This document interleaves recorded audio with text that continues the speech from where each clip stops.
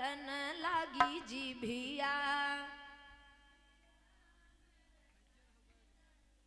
अभी इधर से आवाज नहीं आ रही, पीछे आप लोग भी बोलिए, क्या बात है। और दादा भैया जी आप लोग भी, क्योंकि भगवान के दरबार में शर्म किसी बात का नहीं करते। सभी लोग बोलिए, अरे राम ही राम रटन लागी जीभिया।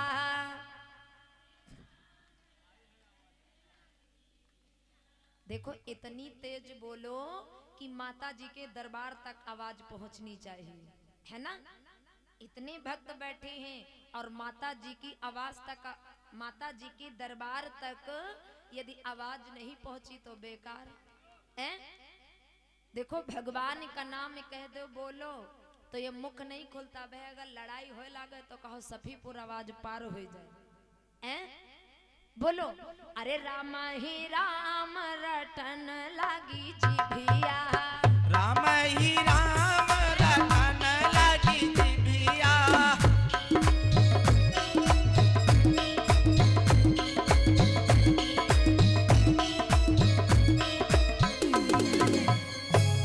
रटन लागी जीभिया, रटन लागी जीभिया। रटन लागी जीभिया, रटन लागी जीभिया। रटन लागी जीभिया, रटन लागी जीभिया। रटन लागी जीभिया, रटन लागी जीभिया। राम ही राम रटन लागी जीभिया। राम ही राम रटन लागी जीभिया। राम ही राम रटन लागी जीभिया।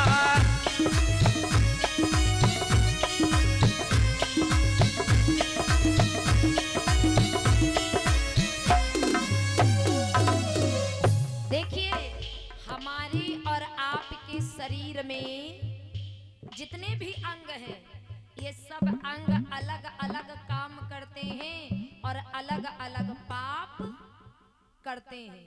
देखो मुंह अलग पाप करता, हाथ अलग पाप करते हैं, आंखें अलग पाप करती और पैर जो है वो अलग पाप करते। अच्छा, शरीर में सबसे सीधा अंग कौन सा है जो कभी नहीं पाप करता?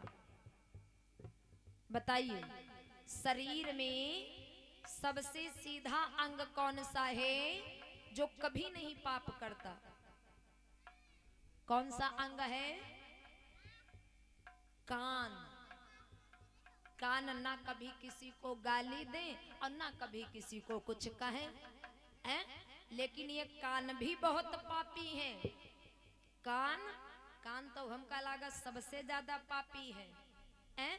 ये भगवान की कथा हो रही है तब ये कान ध्यान नहीं लगाते। और अगर वह कोई की चुगली करे लागो चुगली, तभी कान देखो कितना ध्यान लगावत। तो एक कहावत है, कहिए भैया धीरे धीरे बालों न देवलनों के कान होते हैं। तो कानों के पाप कैसे मिटेंगे मालूम? इस चुगली सुने थे कानों के पाप नहीं मिटेंगे ना। कानों के पाप कैसे मिटेंगे? ध्यान दीजिएगा। अरे कान कहाई हम हरि गुण सुनिबे। कान कहाए हम हरि गुण सुनिबे। कान कहाई हम हरि गुण सुनिबे। कान कहाए हम हरि गुण सुनिबे। मुखवा कहन लागो, मुखवा कहन लागो, रटिबे हरि नाम रटन लागी जीभिया।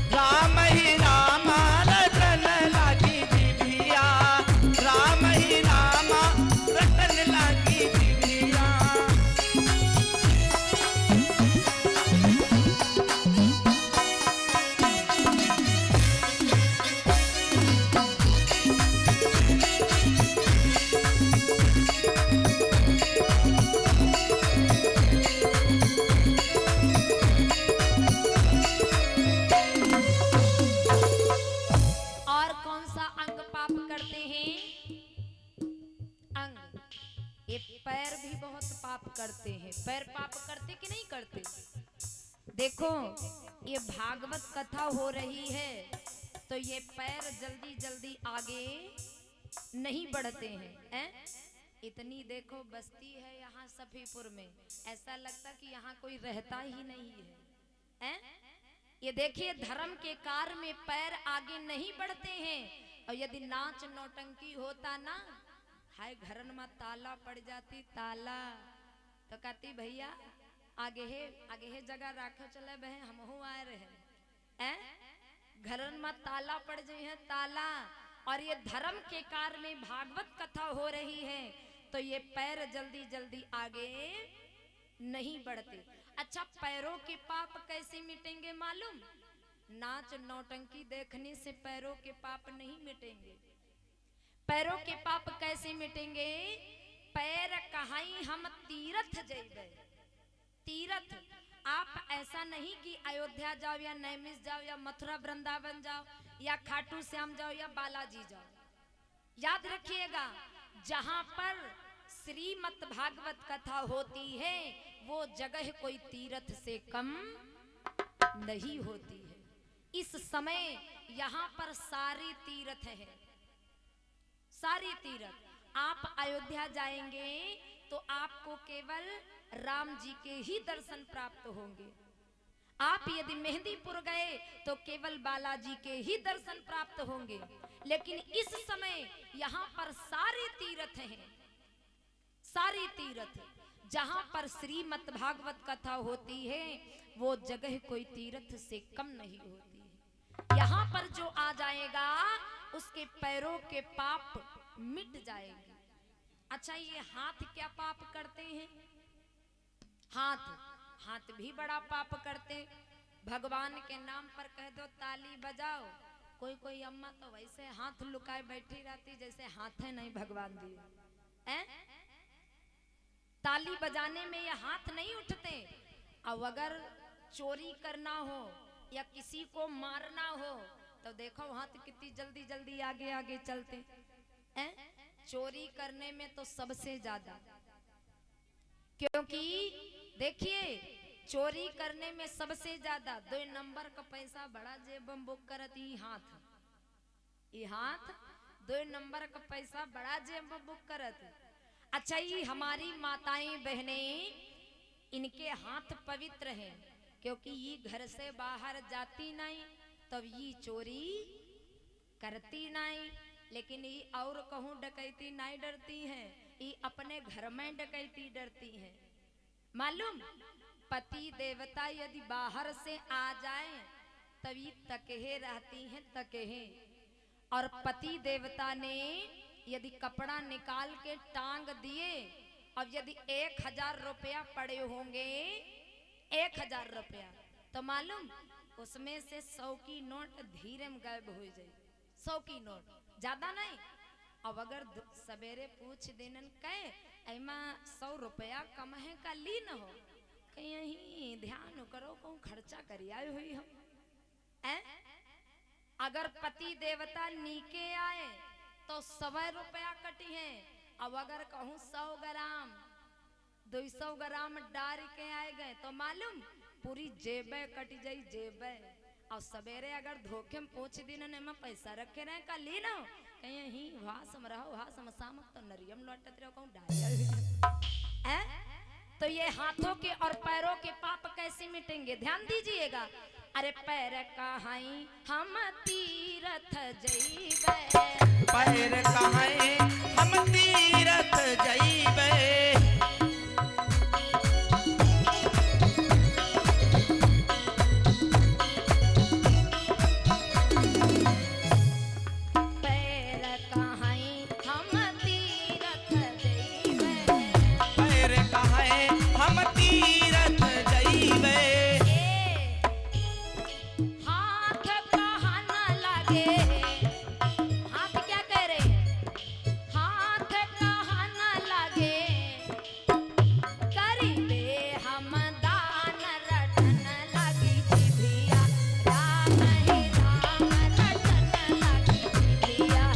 राम ही राम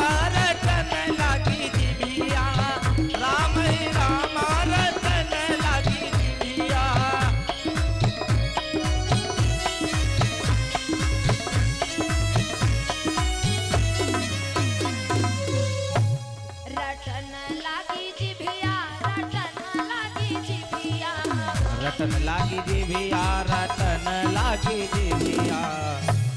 रटन लागी जिभिया, रटन लागी जिभिया। रटन लागी जीभिया, रटन लागी जीभिया। राम ही राम रटन लागी जिभिया। राम ही राम रटन लागी जीभिया, राम ही राम रटन लागी जीभिया।